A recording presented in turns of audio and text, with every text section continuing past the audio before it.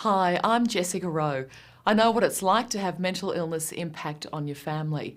My mum has bipolar disorder, so from probably about the age of 10 or 11, I was looking after my mum and my two younger sisters, and I know how difficult that can be. Funnily enough, I also had an experience with depression soon after I had my little girl, Allegra.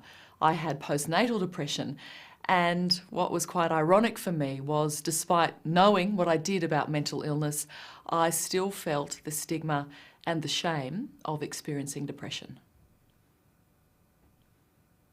Probably first realised that mum wasn't like sort of other mums when I was about 8 or 9, I think, and I used to hear mum crying herself to sleep each night. And my bedroom was right next door to mum's, so I'd hear her sobbing herself to sleep. And it was really difficult as a little girl to hear those sounds coming from your mum's room. Because in the daytime, she seemed like a normal mum. She sort of seemed to be coping, but at night it was when everything seemed to fall apart for her. And I remember at the time feeling so scared and vulnerable because I didn't know what to do. We were lucky because we had the support of my dad and my stepmum, so we were able to stay with them when mum was sick, which was such a godsend, because I do know for a lot of other families, they don't have that immediate support. And then that's even scarier if you think, where on earth am I going to go and stay? Where will I live? So we were lucky we could do that. Mum was always very open about her illness.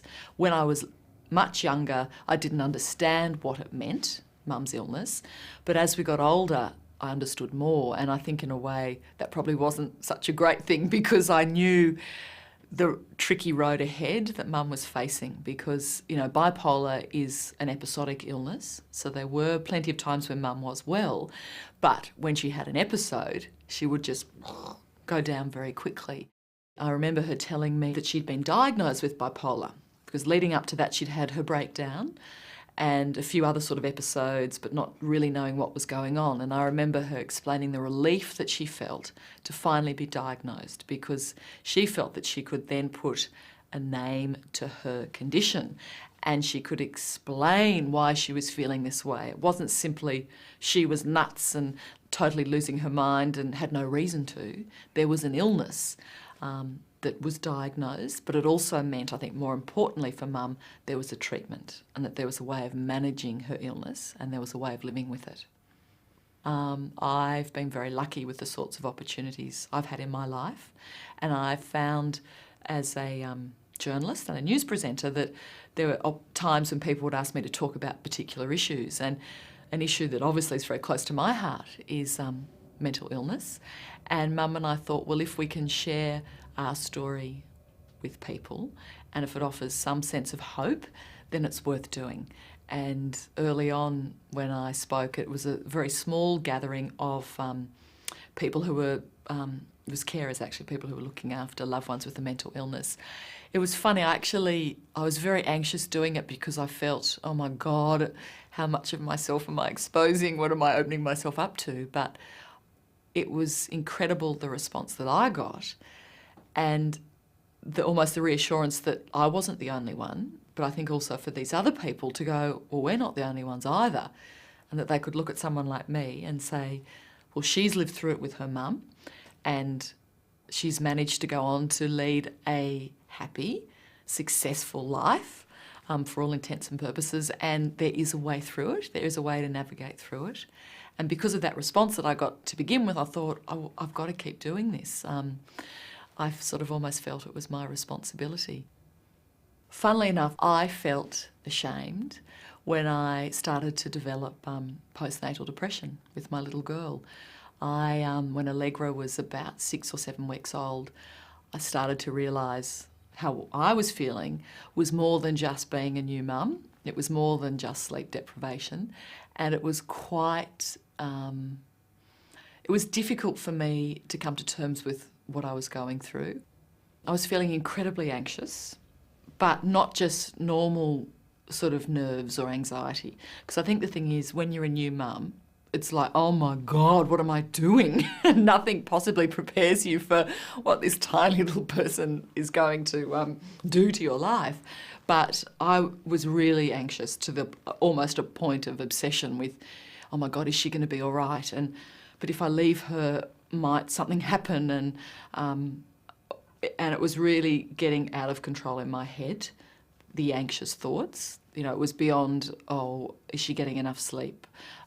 It was really out of control. So my anxiety was way over the top. I felt very out of control, panicked, and also I felt empty, and I felt like I was losing my mind. Despite the knowledge that I had of treatment, the support that was available, and the message that I've been saying to people for so long, don't be ashamed, put your hand up, it's okay to ask for help, I found myself struggling with all of those things myself. And that was an enormous challenge for me, because I thought, God, if I feel like this, how must a lot of other new mums feel who don't have the information, who don't have the support? I remember just thinking, oh, how am I going to tell my husband about this? And I remember late one night sort of saying to him, you know, I'm not doing well. And he said, what do you mean? You look, you know, you seem like you're coping well, you're looking after our daughter beautifully. It seems to be okay. What do you mean? I said, no, I'm really afraid that I have postnatal depression. I need help and I'm not coping. And I remember he took me in his arms and he said, it's going to be all right. And that gave me so much, makes me emotional thinking about it. That gave me so much relief, because I knew that it would be okay. And I think, but just that initial asking for help can be so hard. But you have to. And I think almost that conversation I had with Peter was the start of me getting better.